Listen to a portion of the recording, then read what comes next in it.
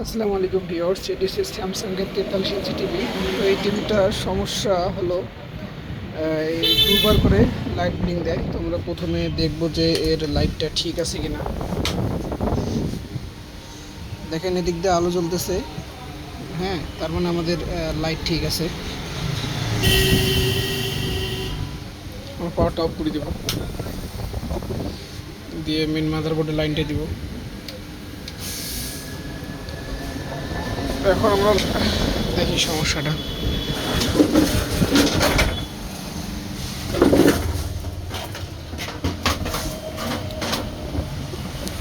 তো আমি যদি আপনাদেরকে দেখাই, দেখেন লাইটটা দুবার করে জ্বলতেছে।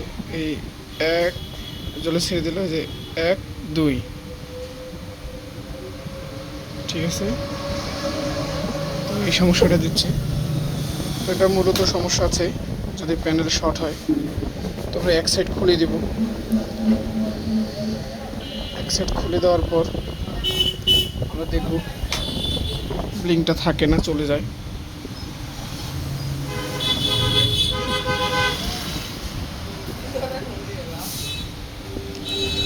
তো এখন আমাদের লাইট ধরে আছে,